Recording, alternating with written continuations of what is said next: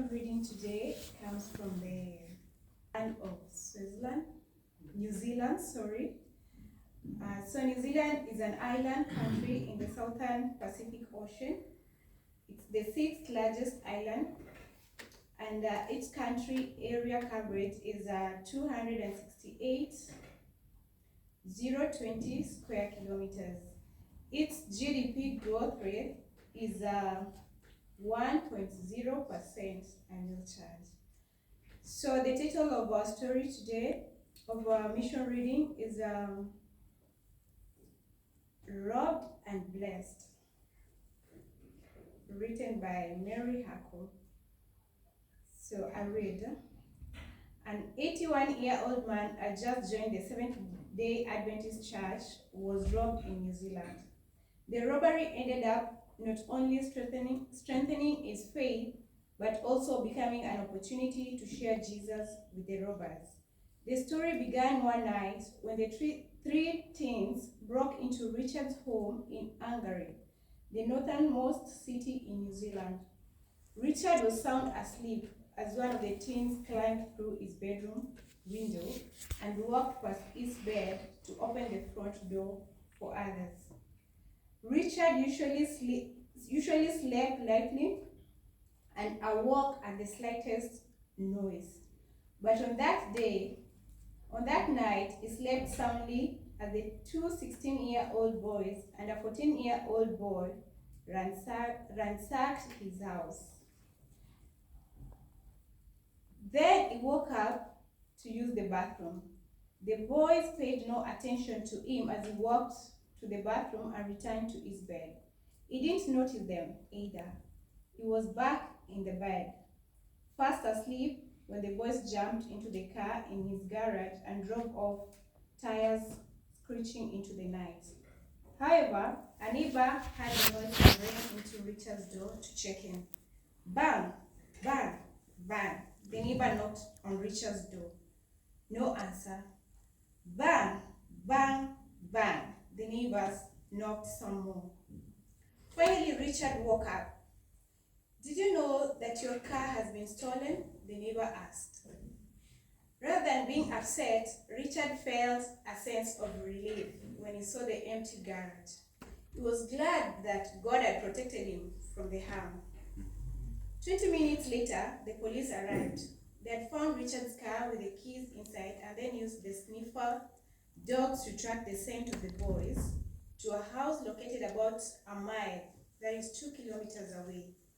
The police handed over Richard's stolen possession, an electronic tablet, an electronic razor, and the content of his wallet.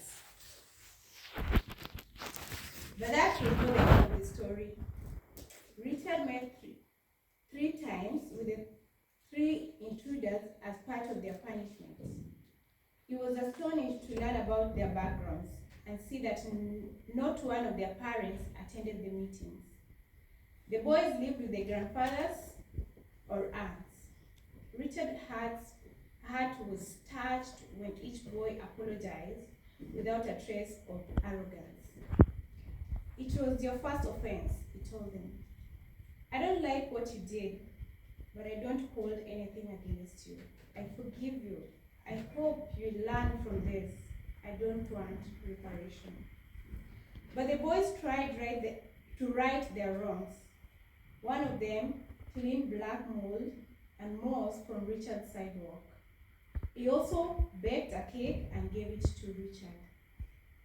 Another day, a police officer arrived at Richard's house with an envelope containing 10 $50 notes, or about $360 US. I don't want reparation, Richard told the police officer. But the officer explained that the money was from the boy who had hugged him and his grandfather. It was koha, a gift according to New Zealand Maori custom. Richard wrote a very long thank you letter in which he praised the grandfather for his good parenting.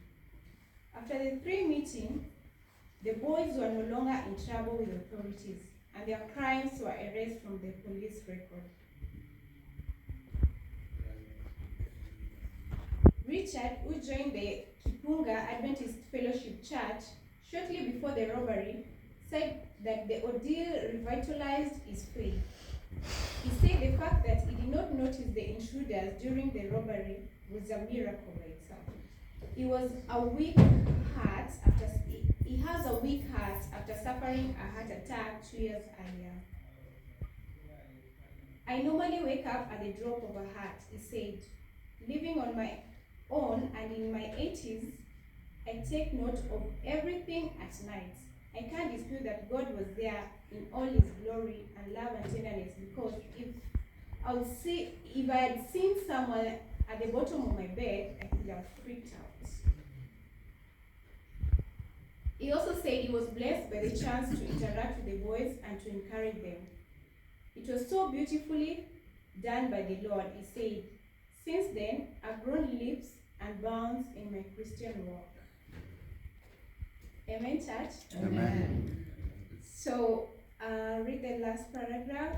It says, thank you for your 13th Sabbath offering this quarter that will help boys and girls in New Zealand and across the South Pacific Division and the world know more about Jesus through a series of animated films based on Steps to Christ, the Desire of Ages, The Great Controversy, and other beloved book by Ellen G. White.